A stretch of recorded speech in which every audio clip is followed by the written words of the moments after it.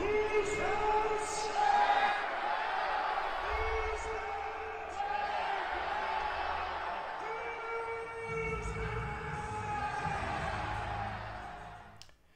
everyone, and welcome to the very first episode of the Rams House podcast. Joining me today are my co-host Will and Joe. How are you guys doing today, guys?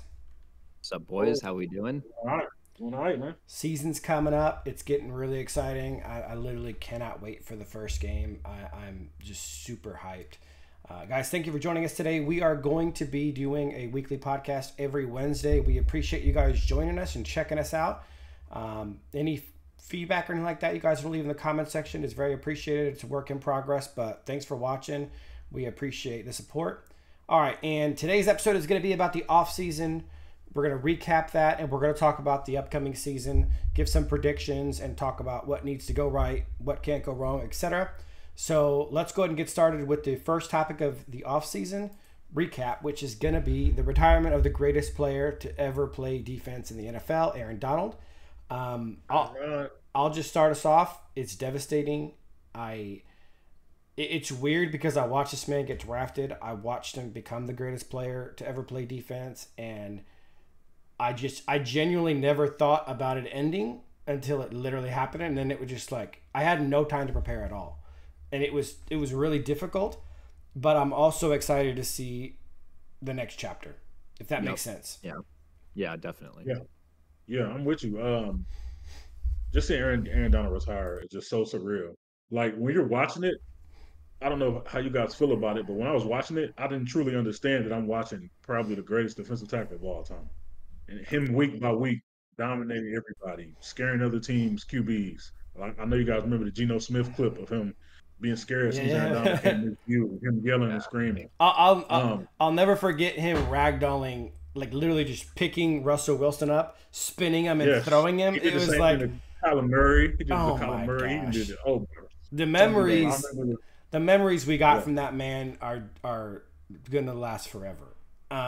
We just appreciate everything Aaron Donald brought to the Rams, everything he brought to the city of LA, and I mean, watching him week in and week out was an absolute pleasure, and we're probably never going to see an individual player that great ever again. And I mean that. I mean, I'll debate anyone about it. So, thanks, Aaron, for all the memories and for just being an absolute stud for the LA Rams. I've watched every snap of that man's career, and it was an absolute pleasure. Beautiful. All right, so then let's move on to the next section because we could talk about that for hours. So let's move on to the first part of the offseason, which, of course, is free agency. I'm going to get us started with my favorite move of free agency because free agency was really loaded. We actually made a lot of moves, even though none of the splashes were major. There was a lot, and we actually got a lot of starters from free agency. My favorite move that we made in free agency was actually just completely revitalizing and revamping the secondary. We went ahead and re-signed John Johnson III. If you guys watched the Rams last year, you know that he was probably the best safety that we had playing consistently. So which isn't saying much, but yes, I mean, he was. Hey, don't hate on JJ3, bro. But he's consistent. When it comes to being a deep zone safety, I like him in that spot. So I'm glad to have somebody that is consistent and who has great instincts in the backfield. And not to mention, he knows the team, he knows the defense, he knows the personnel. He's a good leader. So happy to have JJ3 back. Then we got Tre'Davious White, who is a bona fide superstar when healthy. Obviously, that's a big question mark. But if he can stay healthy, he's an absolute stud. He was a top 3 corner in the NFL when he was. So high hopes, but obviously we're watching that cautiously. And then we got Darius Williams back. We all remember Darius Williams blossomed from UDFA, I think, right? Wasn't he a UDFA? I think he was a UDFA, yep. Blossoming into a legitimate number 2 corner opposite of Jalen Ramsey with the number 1 defense in football. And the great thing that I'm really excited about is that when he left the Rams, because with the Rams, he was really just like a number 2 soft zone corner, kind of in that Marcus Peters role. But when he left, he became CB1 for a lot of the time he played in Jacksonville and played a lot more man. And he actually flourished in that role. So he's coming back to us as this like multi-dimensional, multifaceted corner who could do a lot of things really well. Reuniting with Aubrey Pleasant, the man who turned him into that stud. I can't wait to see what he does. And then, of course, our final and probably arguably our biggest pickup in the secondary is Will's guy, Cameron Curl. Will, tell us a little bit more about Cameron Curl. Yeah, absolutely. I mean, it definitely is arguable. I love those guys. D. Will, Trey White, obviously so talented, but there's already a little bit of an injury concern with D. Will. Trey White, obviously, he has the injury history. My favorite pickup, it was Cam Curl, and I was banging the table for him all offseason. As you guys know, I was in there in Discord saying I want Cam Curl. This guy was probably the most consistent player on the Washington Commanders defense in the past couple of seasons, and there are some talented guys on that roster on their defense. He was, again, I think he was the most consistent player on their whole defense. Sean McVay has this phrase. If you listen to his press conferences, he'll sometimes say like, "Oh, you can really feel this guy when he's on the field." That's Cam Curl. He's gonna come up. He's gonna hit you. He's gonna make his presence felt. He's not afraid of contact, and my favorite thing, which is what we needed, is he's just very reliable in the back end. Look, I don't need a superstar safety. That's obviously I'd love that, but that's making plays and getting picks. Just give me someone who's reliable, who's solid. I mean, how many times did we see last season a Rams, a corner getting beat over the top in the secondary from a deep ball, and then the corner and the safety are kind of pointing at each other, blaming each other. It just seems like they were never on the same page. I think a lot of the time Right, and I think a lot of the times it seemed like it was the safety's fault, and I just think we're not going to have that issue with Cam Curl. He's going to be in the right spot. He's a reliable player, and guys, he's 25 years old. He's in the prime of his career. He has no significant injury history to speak of, and 2 years, $13 million.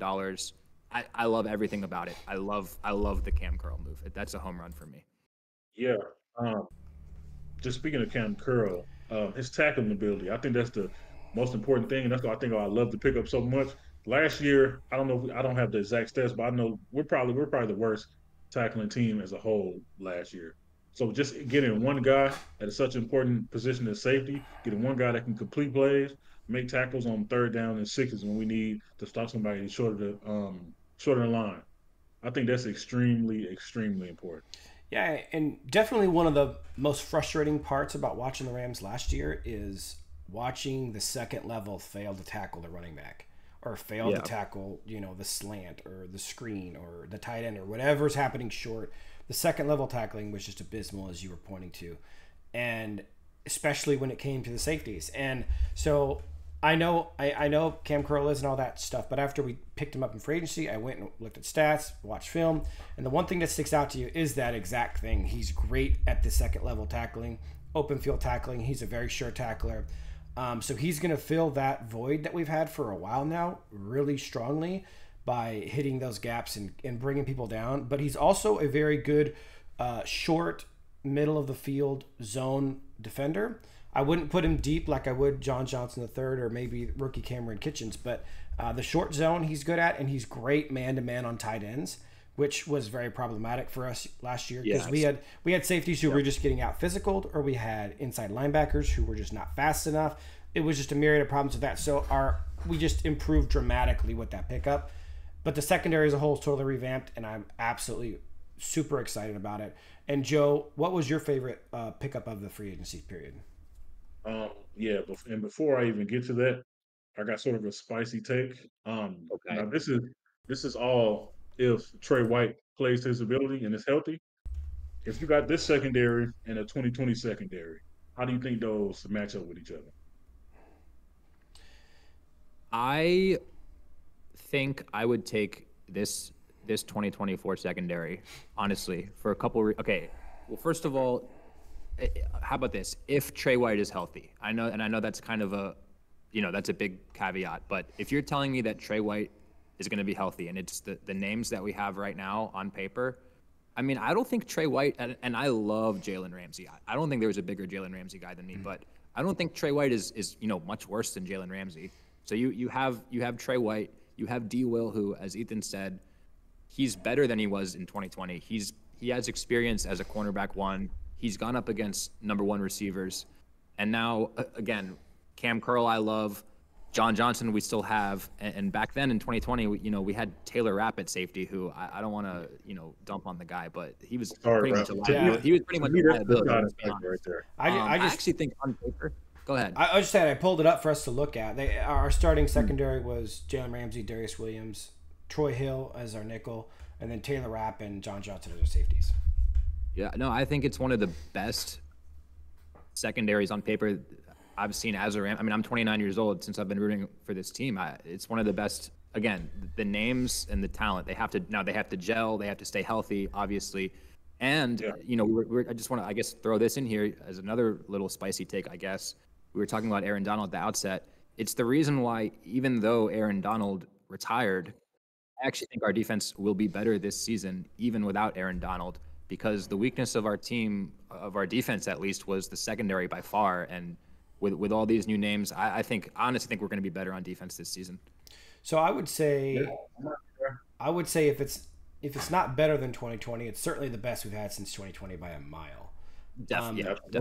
And country mile. Yeah, let's just say the potential for the secondary is there to be better than 2020. So That's really exciting. So Joe, you had another one you want to talk about, right? Yeah. Of course. Let me get back to my favorite free agency pickup, and that's Jonah Jackson.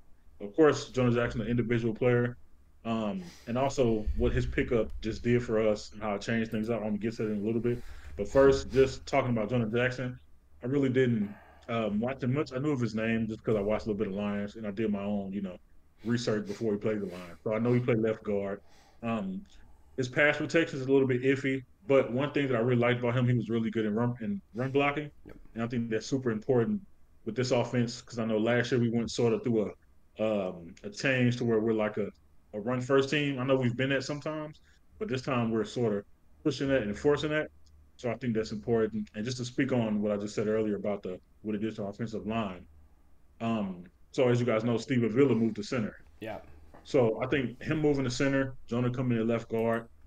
Not really worried. I'm just kind of anxious because I don't really know how Steve would do. I know I've seen some of his TCU tape. He was really good at that. I know Ethan, me and you spoke about it offline about just how he could transition over. You could talk a little bit about that if you want. Yeah, actually, it's interesting because Steve's original position coming into college was center, and if you look at his college snaps, he played primarily center in 2020. He played primarily center in 2021. Then he made the move to left guard in his final season. But I also believe he started at center in high school as well. So center was his primary position for a long time, and he recently switched to left guard. So we're talking about a guy who is actually kind of moving back to his natural position. So I have really high hope. I loved Steve Avila's center tape at TCU, as well as his left guard tape. I mean, but Steve just has all the intangibles of an all-pro interior offensive lineman: the feet, the hands, the strength. Like, dude's a stud.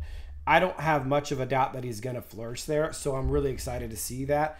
And then when you're talking about the new dynamic of our offensive line, which is basically three strong, big road graders in the interior O-line with Jonah Jackson, Steve Avila, and Kevin Dotson, I mean, the amount of push they're going to get in the run game is going to be insane. I'm just hoping that it also proves to be at least a formidable, decent pass protection as well, which I'm hopeful. I think we're going to have probably a top 10, top 5 O-line this year. So yes, that's what I mentioned. Yeah, pass protection. Yeah, but so we made some big pickups in free agency that are looking like they're going to be big difference makers. A lot of starters, a lot of guys that allowed, because realistically, Jonah Jackson, left guard, might be a slight downgrade from Steve Avila, but Steve Avila taking over from Shelton at center, big upgrade. Huge upgrade. And I just have a feeling, I just have a feeling that Steve Avila and Kevin Dotson side by side is going to literally give defensive coordinators nightmares. I really do. I just think that they're both so good. And there's something about offensive linemen when they play together side by side, and the way they play off each other, and the way that they, how much looser they can play when they know they don't have to worry about the guy next to them. I've seen it for as long as I've been watching football. It's a difference maker. So let's go ahead and switch to our next topic of conversation, which is, of course, the draft. The draft was awesome. We didn't know what to expect. There was rumors. True rumors. We ended up finding out that we were looking at trading it for Brock Bowers in the top 10, and forgot about that. There was just so much stuff going on. And so let's talk about what our favorite moments of the draft were. Joe, let's start with you. I know you had mentioned obviously that you were really liking the Jared Verse and Braden Fisk connection. Mhm. Yeah, I love the connection. I just love both of those picks. Um, I know Les Snead talked about he wanted all the Rams fans to look at the Louisville game. I think that was the championship game for the division or for the conference. I mean, and you could just see the chemistry just flowing out the screen. So they would have different plays where each guy would run a different stunt. They'd come through, hit the quarterback, or Jared Versa throw a guy out the way, and Brady Fish would come in and hit the quarterback. And I think Yep. us having that advantage over other teams to have two potential, because Brady Fish is low key a low first round type of guy. Yeah. So being able to essentially have two first round picks on the D line and being able to bring them in with chemistry already intact, I think that's just incredibly huge for us. And I'm positive, even though I got to see it, but I'm positive that they're probably going to make a big difference this year. Yeah, I mean, we talked about this before the draft, but I had Braden Fisk tied as my number one D tackle with Jerzon Newton, and I had Jared Verse tied with Dallas Turner as my number one edge. So I had both these guys as high to mid first rounders. So the ability to get both of them with the chemistry. I mean, you guys saw the video from the Rams draft when they were literally in tears when they found out and figured out they were going to be able to play together again. And all we've heard through training camp is how they push each other, how they motivate each other, how they play off each other. And yeah, we've seen it. It's crazy because they both have insane athletic. In fact, let me pull this up. Their athleticism is just absolutely wild. Here's Braden Fisk's performance at the combine. The 20th defensive tackle out of 1,808 in the last, 38 years. That's unbelievable. 37 years. He is a freak of nature at this position. And I'm not going to sell you on the combine stuff, but I tell you also, he's got incredible hand fighting ability. He's got quick feet, a great get off, great footwork. He has a whole myriad of pass rush moves. And my absolute favorite thing about a D lineman is high motor and nastiness. And he's got it in spades. And then we move over to Jared Verse, and we're talking about the same thing. Freak athlete. Hand fighting is off the charts. Great footwork. Very fast first step. He can bend around the corner. He can bull rush you. He can rip, swim, spin, everything. Both these guys are just such complete players. They're good against the run. They're good against the pass. And as Joe alluded to, they're very good playing off each other. One of the reasons why, one of the things we saw a lot on the tape is the ability for both of them to take out two blockers. They can both bull rush while the other does a stunt, and they can shove their guy into the other blocker, creating an open lane for each other. They did it a lot in college. It was actually beautiful to watch. So, and not just the athleticism. I mean, they dominated statistically. Braden Fisk at D tackle with 109 pressures since 2001. And on the flip side, Jared Verse with a 21.8% pass rush win rate, 11 sacks. I mean, these guys had tremendous seasons, freaks of nature. And could not be. I mean, look, I wanted other things because I didn't think getting both of them was even a possibility. But we talked about it before the draft and said, how sick would it be to get both of these guys together? And we just chalked it up as an impossibility. We didn't even think Jared Verse was possible. That was until 14 straight offensive players went off the board. So the end result is I'm over the moon about it. Thank you, Falcons. Yes. The Falcons made all this happen, baby. Thank you, Falcons. That's true. Now, Will, you had some thoughts about you had some initial hesitations, rather, about the price we paid to go get Braden Fisk. How are you feeling about that now? Yeah, I think that's fair. And I mean, I think objectively speaking, it is a lot to give up to just move up, 13 spots? You're giving up a second round pick to move. I want to say it was around 13 spots. Yeah, I believe it. But it was 13 spots. I just have it pulled up real quick. We went from 52 to 39, and we gave up 52. We gave up 155, and we gave up next year's second round pick. So it was a hefty price. There's no debating that. Right. Exactly. So it was definitely a hefty price. And at first, I to be honest with you, my first reaction was I didn't love it. But the more that I've thought about it, obviously the boring take could be, well, let's just wait and see, and we'll judge it in a couple years. It's too early to tell. But you know what? I'm just going to say that I love it now. I like that we went for it because we only have a couple years with Matthew Stafford. Now is the time to go for it. Les Snead knows that. Yep. Sean McVay knows that. And this isn't just a good D tackle. It's the fact that we went and got the guy who has chemistry with Jared Verse, who they know how to play together. You saw the stunts and the twists, them playing off each other at Florida State. They push each other. They know each other. I mean, Les Snead talked about how when their quarterback went down at Florida State, those two guys carried that team, and I think they stayed undefeated, and it was pretty much on the backs of those two guys. So I just think it makes so much sense to just go for it. To that point, which is crazy. Have we ever seen this before? Have we ever seen a team basically take two elite first round talents that played next to each other in college and pair them together? I cannot think of a time we've seen this for. The only thing that was close was maybe, even though it wasn't the same year, was maybe the Joe Burrow, Jamar Chase thing. It wasn't in the same year, but that's the only thing I could say. And by the way, that's paid off in spades, right? Like, that's a pretty darn good combo in Cincinnati. They're making a killing off of it. So for that reason, the fact that we've never seen it before and it sounds really exciting, and the fact that we all had a first round grade on Braden Fisk anyways. And you're not going to convince me that we're going to find someone as talented as Braden Fisk in next year's second round. So I have no reservations at this point. I think those two guys are going to be Rams for a very long time, and I literally cannot wait to see what they do. I'm so excited for week 1, man. I'm ready. Absolutely. Yep. Now, I can't wait. My favorite part of this draft is actually all of the late round picks, and I want to explain why. Let me pull this up real quick.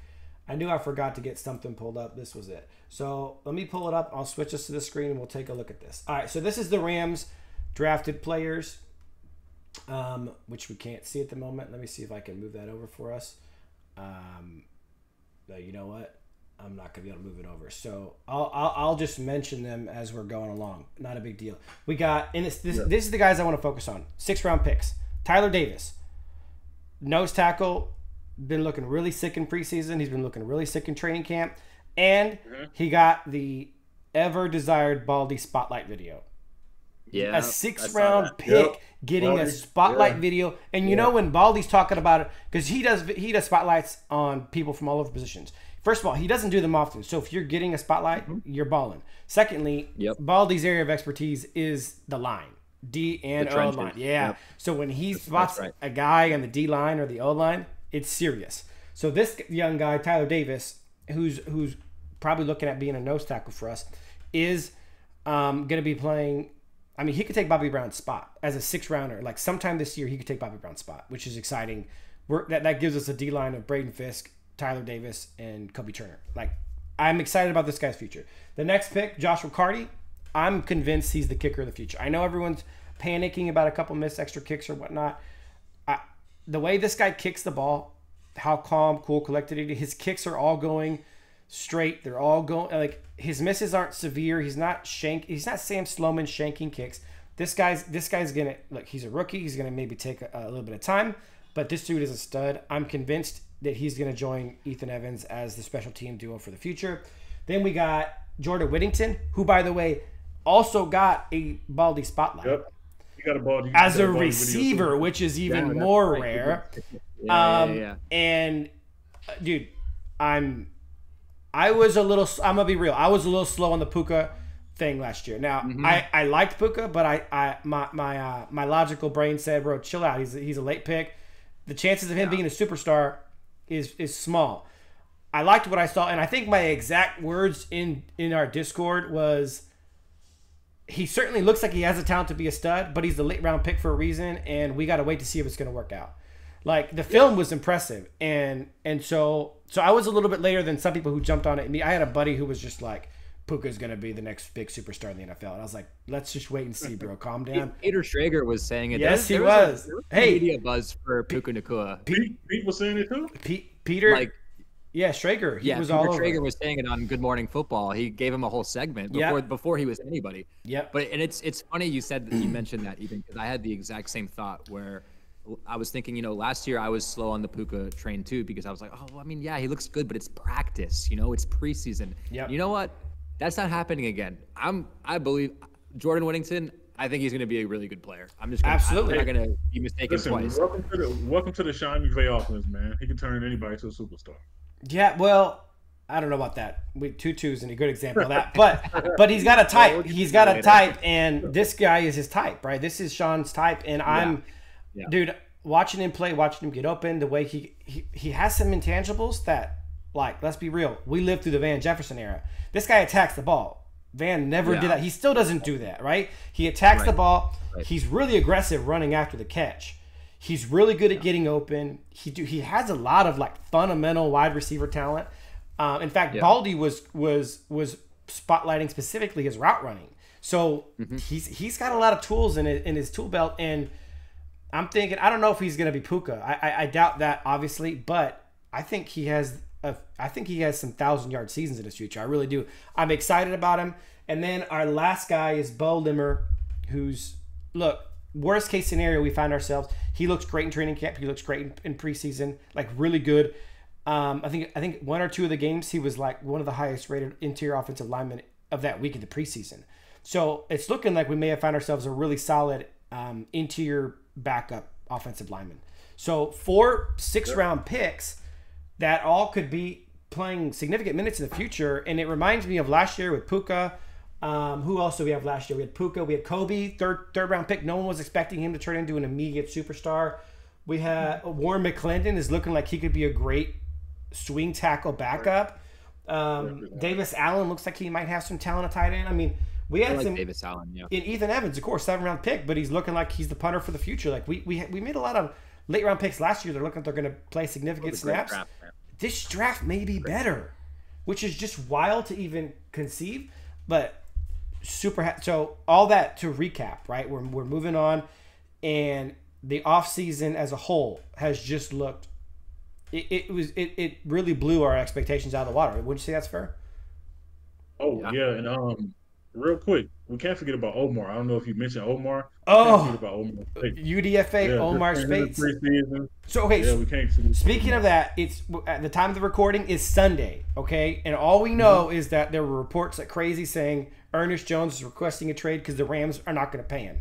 And then Ernest Jones says, I didn't request a trade. We don't know what's going on right now, but like by the time this video comes out on Wednesday, Ernest Jones might not be a Ram anymore. And dude, Omar, hot take, Omar looks like a better player. And I know it's going to piss a lot of people off. He looks faster. He looks better in coverage. Yeah. Watching him cover the flat is, I haven't seen it since B-Wags was here. You know what I'm saying? Like, it's been a while since I've seen a linebacker cover the flat that way. Watching him attack tackles in, like, I know this is going to sound crazy, but we are allowed to push running backs backwards. We don't have to let them fall with us and get an extra 3 yards. Or get dragged. You wouldn't know that watching Troy Reader and Ernest Jones, but I swear it's allowed. Right, so shout out EJ, man, but I've seen it too many times. I need something new. Dude, Omar looked good. I know preseason training camp, but Omar has looked good, and they've already said his roster spot's done. He didn't play the last preseason game, and Les said he's going to be suiting up every Sunday. He's a part of the 48-man roster. So, bro, I'm call me crazy. I'm all in on the Omar Speights train right now. I am. I'm all in, man. I'm with you. And just really quick on Ernest Jones again. Ethan, like you said, the news might change very soon, but again, as of today, I just want to say I see a lot of Rams fans freaking out. Look, I like Ernest Jones. I think I probably like Ernest Jones a little bit more than Ethan and Joe even. I think he's a good linebacker. But look, obviously it's a salary cap league. I agree with the Rams here. I don't think it's worth paying this guy a ton of money. I don't think he's that much better than whoever would be replacing him. And look, remember 2020, guys. Remember who our linebackers were in 2021 when we won the Super Bowl. Yeah. Remember who our linebackers were? I mean, we had Troy Reader out there. I mean, we can. I don't know Rosebone. Yeah, it's just look, money is finite. Yeah. We can't pay everybody, and I just want to say I actually agree with the Rams' decision here to not pay Ernest Jones, and let's roll with what we have behind him. Yeah, and realistically, you're talking about. We were talking about this earlier today, Joe, but it's like the kind of money I'm willing to pay Ernest Jones is in the $6 to $8 million range, and in the realm of like Josie Jewell and Levante David and a couple like even Bobby Wagner's getting that kind of money now. Jordan Brooks, a slew of really talented linebackers. I'm not really willing to go above $6 to $8 million, and I think if he was willing to take that, they would already had a deal in place. So he's probably looking for more of that Patrick Queen money, that Matt Milano money, which by the way they're both all pros. So I don't know why he's looking for that money. It's $13 to $14 million a season, But I'm not Let's paying that. see. Not gonna happen. Agreed. Yeah. EJ's okay, man. I have my problems with him, but he's an okay guy. But I just feel like that if we can get that sideline to sideline thumper that we need, especially with the type of zone coverage that we run, if we can get that guy that's a surefire tackler, then I would rather have that over EJ. Yeah, I mean, obviously he's really adept at the blitz, but what I think we really need, what you just said, sideline to sideline thumper, we need a guy who can hit people and knock them backwards, which I'm really looking forward to. We need a guy who can cover the flats, and we need a guy who can stick with the speedier tight ends in football. And I don't think EJ's done those jobs well. He's been good in the blitz. He's occasionally been good at finding the gaps really quickly and attacking the running game, getting some tackles for loss, but the consistency is just not there for me. So that's the off-season recap. Let's go ahead and move into our next discussion, which is the season preview. Now, the first thing that we want to talk about on the season preview is X factors and question marks. So we're going to start off by hitting up Joe for his breaking news. Joe has the same X factor and the same question mark. So Joe, why don't you let us know what that is? I do have a little double trouble. I know some people get on me about this, but to me, my X factor and question mark is just Cooper Kupp. I feel like the reason he's my X factor is because I feel like offensively, the Rams going to go, if we're going to go far in the playoffs, it's going to be on Cooper Kupp's back. Of course, Puka is amazing. He's going to do his thing.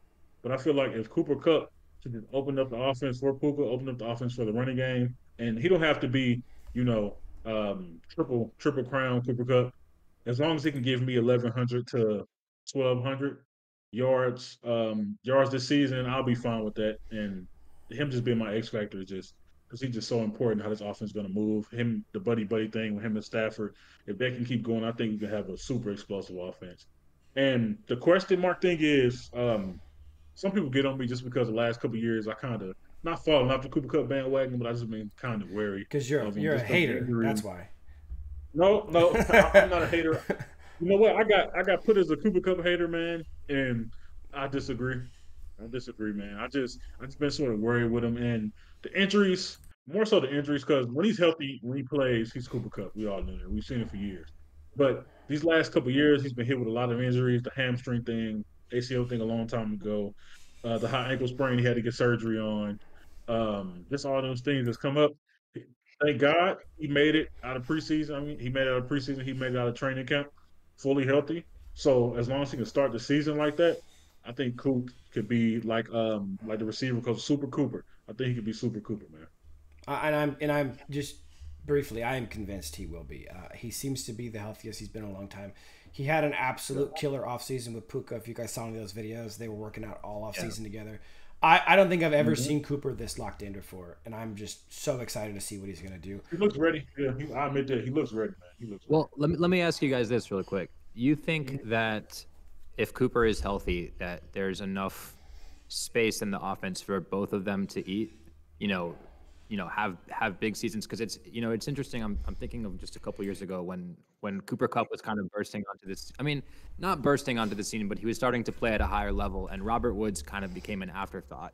And Woods at the time, it's not like, in my opinion, it's not like he was washed or anything. And it just didn't seem like, whether it was McVay's offense or whether it was Stafford locking onto one receiver, it just didn't seem like both of those guys could really have high production in the same offense. What do you guys think about Kupp and Nacua and both of them being able to eat in the same same offense? A caveat to that though is that I agree with what you're saying. I think Matt tends to get a little bit obsessed with one receiver through different games, and Sean's offense tends to feed the hot hand with the way the play calls go and everything. But when Robert Woods took a step back, because we talked about this before, but I was just remembering, that was when OBJ came on the scene, and he kind of became the second guy. That's when Robert Woods took a step back. So I think, to that point, two guys is possible. We may not see much from Demarcus Robinson or from Whittington, but I think that they can both be fed, yeah.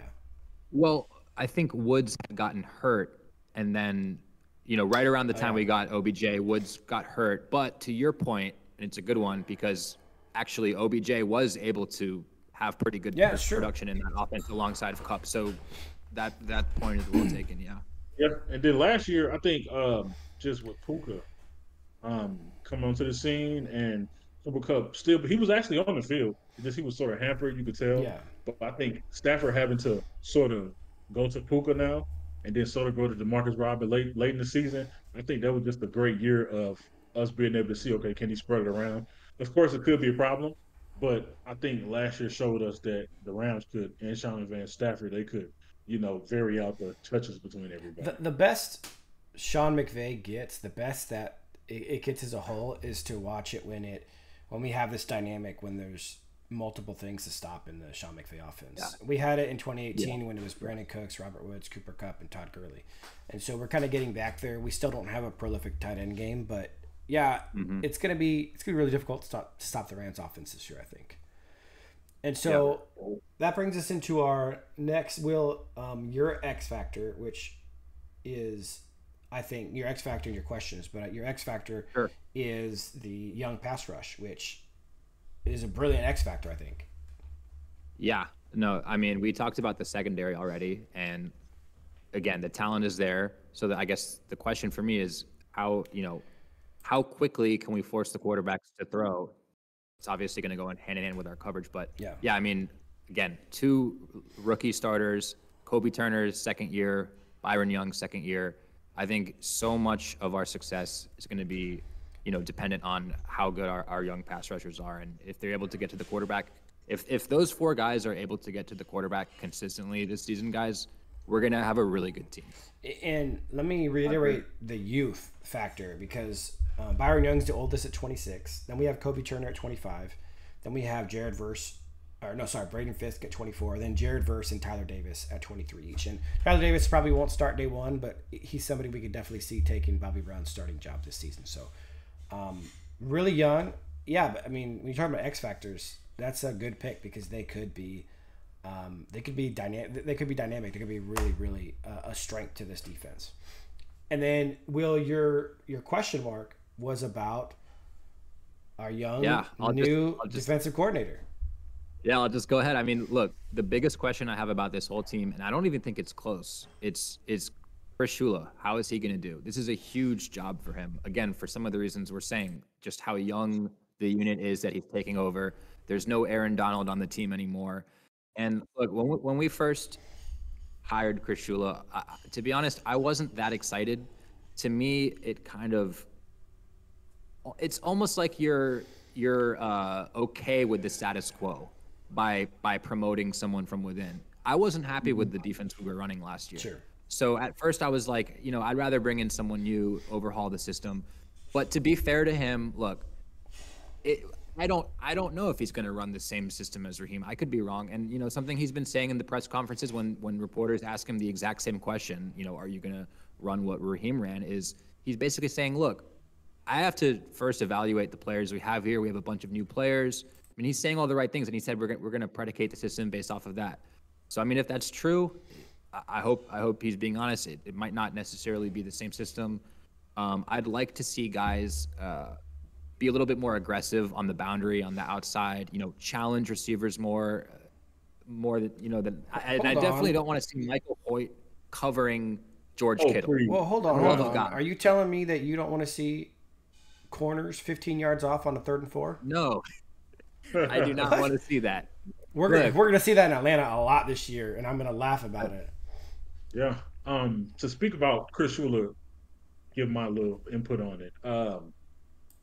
From what I was watching the preseason games, and from what I've seen, I can't say it looks totally different. I'm not 100% sure, but something I did notice, either I don't know if it was the players or was it the scheme itself, is that it felt like some of the corners were getting closer up on those big third downs or big second downs.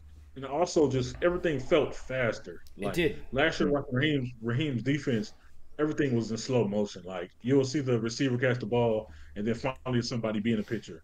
This time in the preseason, I know it's just preseason, but it's felt like that even before the receiver can touch the ball, you see our guys right there ready for the tackle. You see them running back, getting the ball there, attacking. I wonder if one of the factors in play on this is basically the defense needing to find a new identity now that Aaron Donald's gone. Yes. Yeah. Oh, that's a great point. Yeah. Okay, so then let me head over to my X factor, which is the O-line. The O line is going to be a really big deal, and I mean, let's be real. Even though we have faith in Steve Avila moving to center, it is a bit of a question mark. And Jonah Jackson coming in, but if the O line eats and the O line dominates, the offense is going to be top 5 offense, no questions asked, right? I think that's a given. So that would be my X factor, and then my question mark is the secondary. Now I know I just talked about how excited I was about the secondary, and I'm really jazzed up to see what happens here. Let's be real. It's a whole bunch of new people playing together. So there's a factor about them gelling and them working out the communication and all the kinks of being a completely new unit that has to occur. So it's a question mark, and I said I have faith in it, but it's a question mark. Okay, it's another question mark. Yeah. So let's move on to our next. I'm excited about this one. Our next topic of conversation is going to be the sleepers. I'm going to go over to, now we're going to have a sleeper on each side of the ball, offense and defense. I'm going to go ahead and start with this one because I'm not a Cooper Kupp hater. So my sleeper is Cooper Kupp. And I know it's crazy. No, hold on. Let me make my point here. People have forgotten how dominant Cooper Kupp can be because it's been a couple years since he dominated, right? His last dominant season, like truly dominant season, was 2001 or 2021 rather. So yeah, man, I really think he's going to pop off the way that you were talking about as your X factor for a 13 to 1,500 yard season. And he is just going to show us that he's still the same Cooper Kupp. Obviously, we're not going for 2,000 yards, not with Puka eating and all that jazz, but I think Cooper is going to show us who he is again. And so for that reason, he's my sleeper. And my sleeper on defense, for the exact same reason, is Tre'Davious White. Because it's been a while. I mean, look at it from this perspective. As Rams fans, we're excited. We know what Cooper could do. We believe in what Trey can do, right, if healthy. But the rest of the NFL is not looking at Cooper Kupp and Tre'Davious White and going, 2 superstars. They're just not. But they both can be superstars. Actually. They can. Well, in the sense that, no, I was just gonna. I'm sorry for interrupting. No. Just now that you say that, actually, I don't think there was that much hype over Trey White coming to the Rams as much as you might think. Actually, it's not as crazy as I first thought to say Trey White. I think they're both just forgotten guys, and I just have a gut feeling that they're both about to have all pro or close to all pro level seasons. So if they do that, God help the league, man. Yeah. So for that reason, those are my 2 sleepers on offense and defense. Let's go to Will. Will, you have an interesting one on offense, and it's especially important considering we don't know the status of Tyler Higbee. Yeah. So, I mean, first, this is tough for offense because, to be honest with you, I think the guys that are going to pop off are the usual suspects, right? It's going to be Puka Nacua, Cooper Kupp, probably Kyren Williams. But, yeah, my sleeper on offense is Colby Parkinson for a couple reasons. One, obviously, Higbee is hurt. And I know it's not like he's out for the year, but I still think if Colby Parkinson gets off to a good start, we know how McVay is. He's going to just say, it's like you're the guy at that point. Yep. And look, I think there's a lot of Rams fans that say things like, well, we just run 11 personnel and we just don't feature tight ends in our offense. And it might be true, but I don't buy that it's because McVay doesn't want to. So first of all, McVay's first draft, he takes Gerald Everett with a 2nd-round pick. To me, that signals that he obviously is placing a fairly high value on that position. Sure. And a lot of people don't remember Sean McVay was the offensive coordinator for the Washington Commanders when there was a guy named Jordan Reed who would absolutely dominate with Sean McVay. I think McVay has wanted to feature a tight end and just hasn't had a talented enough tight end. Well, and let's remember he desperately tried to trade up for Brock Bowers this offseason. Yes. And I fully believe that report, and that's a good point. And so there's videos of it now from the Rams perspective and from other teams. There's videos of other, they post their draft war room videos, and there's videos of Les and Sean calling coaches and GMs of other teams in the top 10 to get so that's totally confirmed. Yeah, it's also a video. I know we talked about it the draft earlier, but it's also a video of him wanting the guy from Seattle too, the defensive lineman. I forget his name right now, but Sean really wanted him too. The D lineman from Seattle. So anyway, so again, I think that McVay would love to feature a tight end in this offense, but he just hasn't had the guy. Look, and I don't think Colby Parkinson is like some blue chip talent, but I think he's got a lot of untapped potential. I think you saw flashes of it in Seattle. And yeah, so that's my sleeper. I think there's a chance that he could have a bigger role than people think. Seattle's notorious for underusing tight ends as well. So yes, that's true. And you know, we actually paid him a little, like a decent contract. So it's like, you know, for sure, we're gonna try to get our money's worth, you would think. And on defense, my sleeper is gonna be Cam Kinchens. I think, guys, that he is going to have a Jordan Fuller-esque season, where he kind of just, you know, as a rookie, he just starts at safety and plays solid. I think there's an opening there because, you know, Quentin Lake, I'm not really sure. I'm seeing on some depth charts they have him as, you know, like the nickel corner, or some people say he might play like the star role that was in Raw's offense. I'm not sure. They have him as, right now they have him as nickel, star, and sub linebacker. I don't think he's going to play a lot of actual safety. Exactly. So yeah, I think there's a golden opportunity for Cam Kinchens here. I really liked him as a prospect, guys. Can I run a nickname past you guys? Sure. Live, right here. I literally just thought of it because we have Cameron Curl and Cameron Kitchens. Can we call them the Cam twins? Sure. Sure. Because they play well. They play well. Sure. How about that? They play well. They could. So yeah, I mean, I love Cam's film. Cam's film was dynamic. He's not an athlete. I'm not going to pull up his RAS score because that would be disrespectful. He's not an athlete, but he has amazing instincts, and he's a ball hawk. He actually reminds me of John Johnson, who was also not a prolific athlete. But that's a great point. He does have a John Johnson type play style. He can tackle. He's not going to lay guys out, but I think he's a quality tackler. He's definitely a ball hawk. He had a ton of interceptions and pass deflections. He just has tremendous feel and instinct for the position. Instinct. You talk about a deep safety, and as much as I love John Johnson, the future of the Rams at safety, I think, is Cam and Cam. And they are just beautiful complements to each other's game. Whatever one doesn't do well, the other one does well. I really think they're going to be a nice pairing. I would give Cameron Kitchens a year to sit personally, but if he beats John Johnson for that job and we get to see the Cam twins, it's going to be pretty exciting. Okay, so that wraps up the sleepers. Now, I'm actually pretty excited about this one. We're going to be talking about long-term positional battles. Okay, so let me start off with, let's go reverse order. So we're going to be talking a lot about the stuff we just talked about in the sleepers, right? So we talked about Colby Parkinson. Is it possible that Colby Parkinson shows more than he did in Seattle to steal Tyler Higbee's job going forward?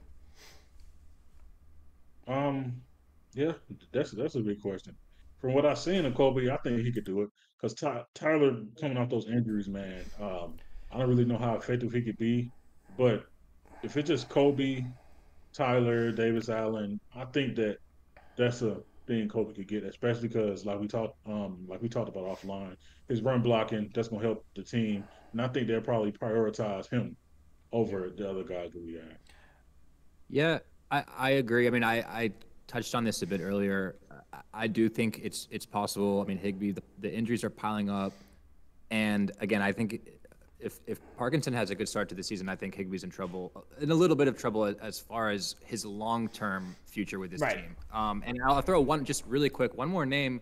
I like Davis Allen, man. I was surprised with the ball in his hands. I was like, this guy has a little like he got some like moves with the ball in his hands, like yards after catch, like making tough grabs. I think Davis Allen has some potential. That could be a tight end duo for the future. Davis Allen's not much of a prolific blocker, but he seems to be a little more adept as a inline tight end that for catching. So I'm kind of excited to see how that plays out. Our next positional battle is free safety. Is it feasible that Cameron Kitchens takes John Johnson's job this year and for the future? I mean, you all already heard me. I think it's going to happen. I think it's going to happen sooner than later. I like John Johnson, but there's something that I can't quite put my finger on it, and maybe you guys can chime in here, is that I just don't think he's ever regained, the status or the form that from his early career with the Rams. I mean, he goes to Cleveland, it doesn't really work out. He comes back here, and he's a valuable part of the team, but he's not getting as much playing time. Again, the 3rd round pick on Kinchins, that's fairly high draft capital. I think Kinchins is going to be the guy sooner than later. I really like Cam Kinchins, so that's where I'm at with it. Yeah, I think John Johnson. I think he's still a good player. But like you said, I think his peak was the 2018, the 2020 season. That was his peak. Because even when he was with the Browns, I know a couple of Browns fans, and they were sort of disappointed in his tenure there. So I think Cam could probably end up getting that job maybe mid-season towards the end. I think that'll help out. I'm not going to accept disrespectful comments about John Johnson from Browns fans, okay? Shout out John Johnson, though. I like John Johnson. Browns fans, look, your team's... I mean, they have a good defense. Yeah, but they never go nowhere. Like, until the Browns do something, we're not going to hear... John Johnson was misused in Cleveland. He's a solid player. But Cam really feels like the future. He's much more of a ball hawk than John Johnson is. I think he has better overall feel and instinct. I think John's a better well-rounded. But, like I said, the Cam twin duo are very complementary. And I think if it was me, I would probably move to Cam either after the year or halfway through, somewhere around then. And I would re-sign John to be a backup for either spot because he could really play them both. And that's a really good place for him, to be honest, as just a backup safety for either position. I really like him in that role. But yeah, I think, again, that's another one that could play out that way. Now, the next one up is wide receiver 3. And this is just a battle between... It's an interesting one.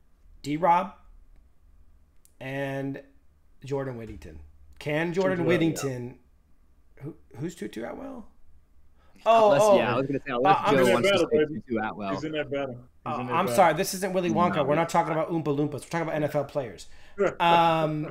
So okay, that's a little mean, but okay, go ahead. Okay, go ahead, Ethan. So Jordan Whittington, fine. Jordan Whittington, Tutu Atwell, and D-Rob, right? Who are we looking at to be the? Because really, the wide receiver 3 position is up for grabs right now. I think D-Rob will start with it, but for the future, I think it's up for grabs. Yeah. Wide receiver 3. The way I think of it is, I love D-Rob. How clutch he was last year in big pivotal games. The Saints game, he had some great plays.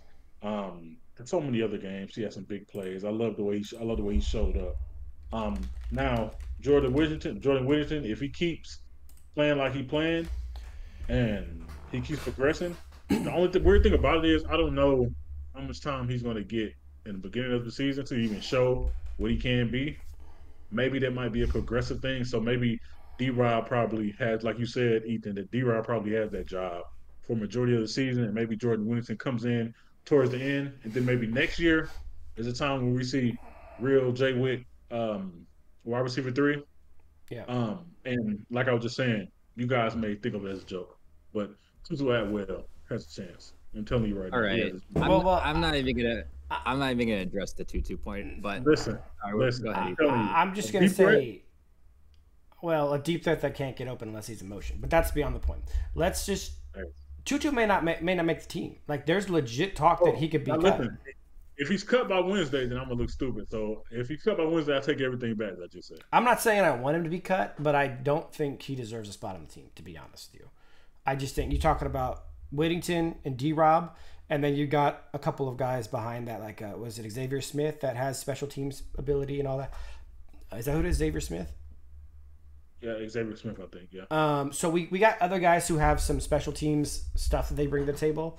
I think there's a legit chance Tutu gets cut, to be honest. So you don't I agree with you. I think Tutu's in danger. You don't like Tutu kick returner, punt returner?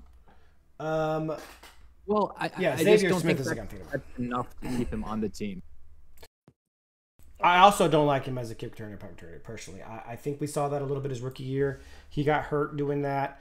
I think he's just too small, and there's too much speed coming at him in that scenario where if he takes a big hit, he could really get himself hurt. So it's not my favorite spot for him. My favorite spot for him is probably on a different team, and just move on. Yeah, that's cold. Look, I think the issue with Tutu is... I'm a Tutu hater. Let's be real. I wanted Creed Humphreys. That's all there is to it. I mean, he would have to be an exceptional kick returner to make up for the lack of production at receiver. And I think the issue for him is he even going to get that chance? Because we have to make decisions now on the roster. I do think he's in trouble. I'm not going to say I don't think he's going to make the roster, but I think he's in trouble. There was somebody we cut today or yesterday, which was Boston Scott, the running back, who was being talked about as a potential returner. So he's gone now. So I think Tutu and Xavier Smith are battling for the special teams guy. Now, the one difference is Xavier Smith probably brings something on the other side of the special teams ball. Tutu's not going to tackle anyone or anything like that. So that's problematic for Tutu, but it's interesting. We'll see how that plays out because I think they're going to keep 5 receivers. I don't think they'll keep 6. They might, but it'll be interesting how that plays out. So then the last positional battle we have to talk about is, I know this one's going to be a hot topic and people are going to be upset about it, but it has to be talked about. I'm going to get upset about it. What? I said I'm going to get upset about it. Yeah, I can't wait. We went out and we drafted Blake Corum in the third round. We drafted Blake Corum in the third, and so we got to talk about it. Are we going? Is there a positional battle? This is the last year of Kyron's contract, right? No, I don't think so. Does he have one more year left? Yeah. Okay. Yeah, he has one more year. So you got 2 more years left of his contract. Let's talk about the elephant in the room of this discussion. Kyron has a bit of an injury problem. Yes, he does. And I was going to say that the other reason why this is such an interesting conversation, Ethan and Joe, is because, I mean, some people could say, well, it's just going to be backfilled by committee. But how many times have we heard that? And it never, with Sean McVay, it just never seems to be. He just doesn't do backfilled by committee. I mean, we heard this with Cam Akers and Darrell Henderson, that it would just be, ride the hot hand. Or I'm sorry, we heard that it would be backfilled by committee, but McVay likes, if there's somebody who is hot, he's going to feed him. Yep.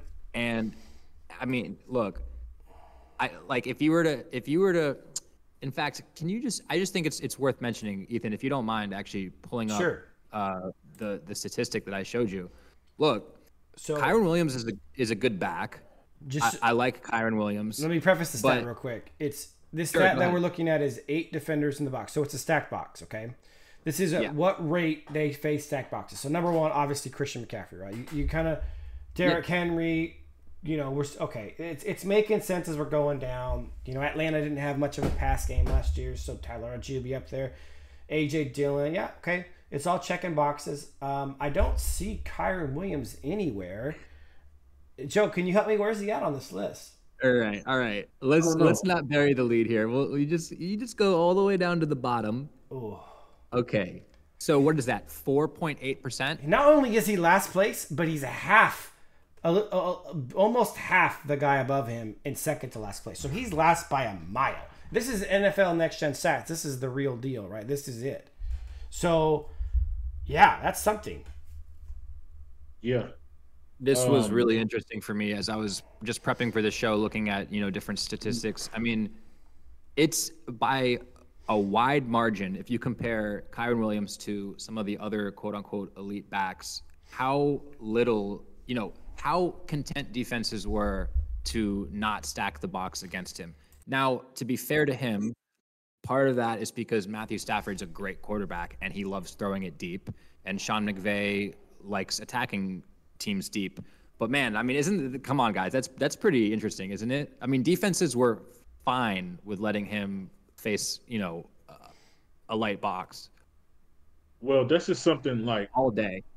Before I even give my little spill on it, just talking about that point right there, to me, y'all can tell me if I'm wrong, but to me, that's just this is Kyren Williams' first year really playing. So teams are not gonna, in my opinion, stack the box.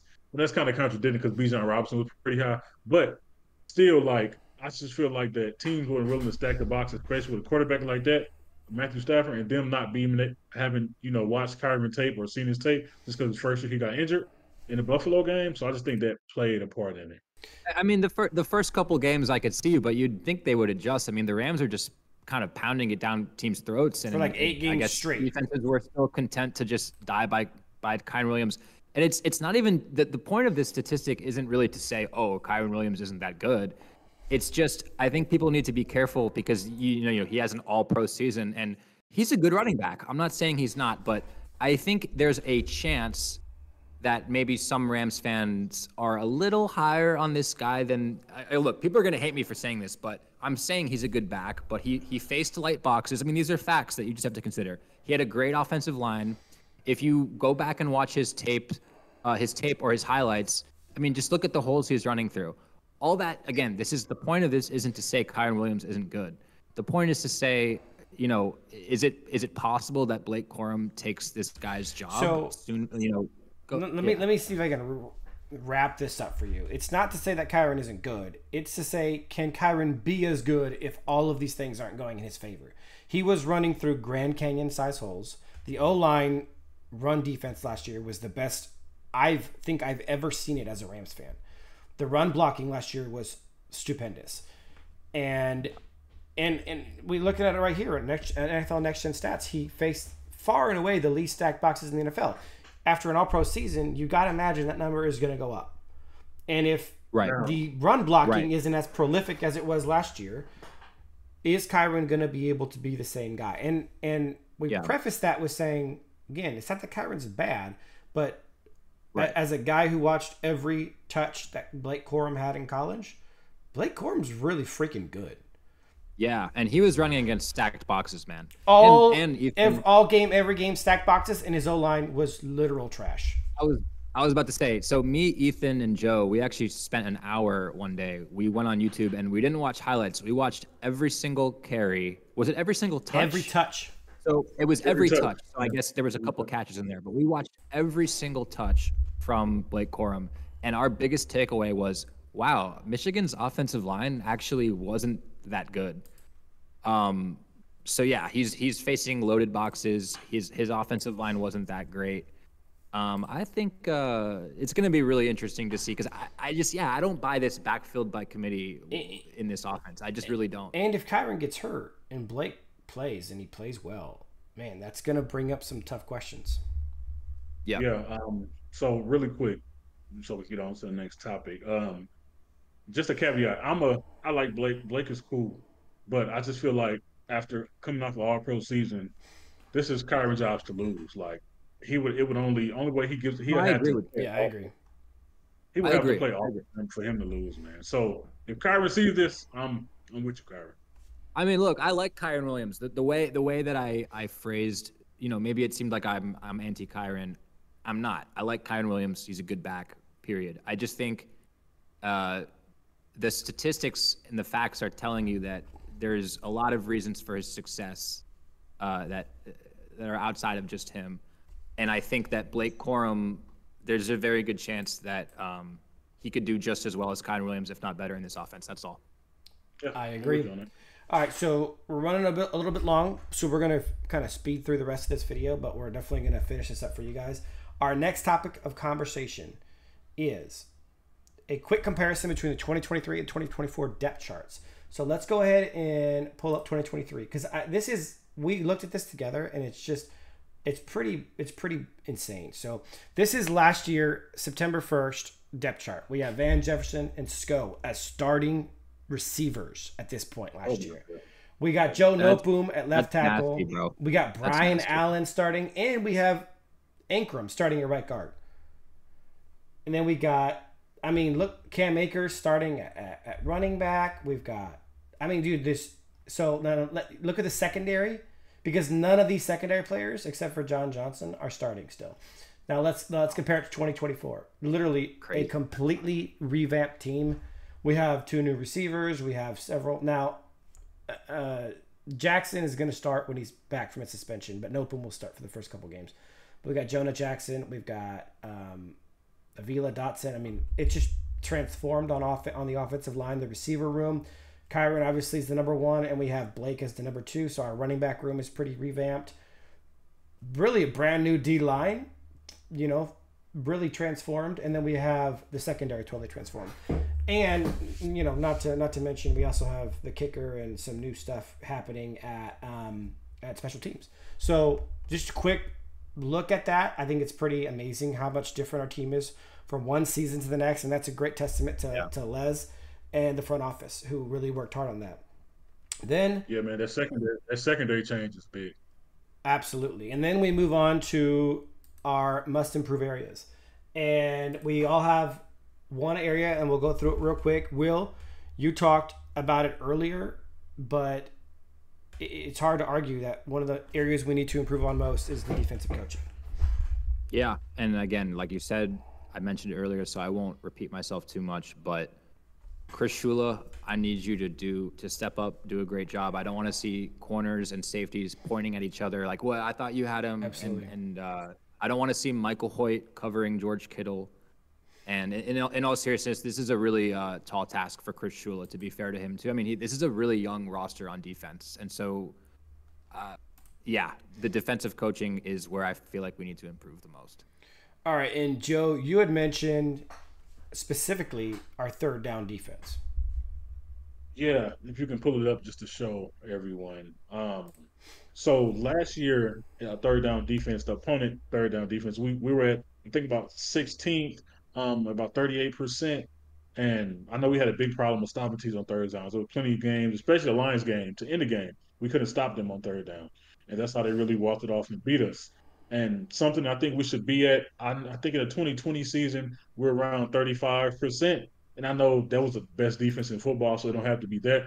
But if we're just around that 36% range around there, I think it'll be very beneficial for us. So to contrast what he's saying about it, we're ranked. This is in reverse order. We're ranked. No, we're ranked. Wait, this is in the wrong thing altogether. Hold on a second. I'll get us back there. I promise. So we were ranked 16th in stopping third downs.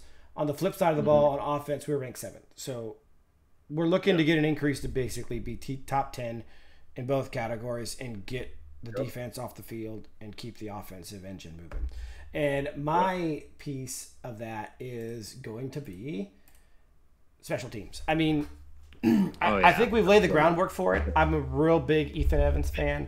I'm a real big Joshua Carty fan. We have some new options at returning. You know, we got Tutu, Xavier Smith. We got some other people who are kind of trying their hand on it, and obviously new coaching. So special teams was abysmal last year, and I know it's not the most important piece, but it's definitely underrated, and some improvement there could really go a long way. So having said that, our last piece of today's puzzle is going to be 2024 predictions. I'll lead us off. Just quick predictions of the Rams. I have the Rams finishing 11-6 and winning the division. Quick story. I just think that the 49ers are too old and too top heavy. There's a whole myriad of players like Bosa, Trent Williams, Brock Purdy, Christian McCaffrey, Kittles. If they go down, that team could fall apart. They're so top heavy and so old, and they've had such a great streak of injury luck.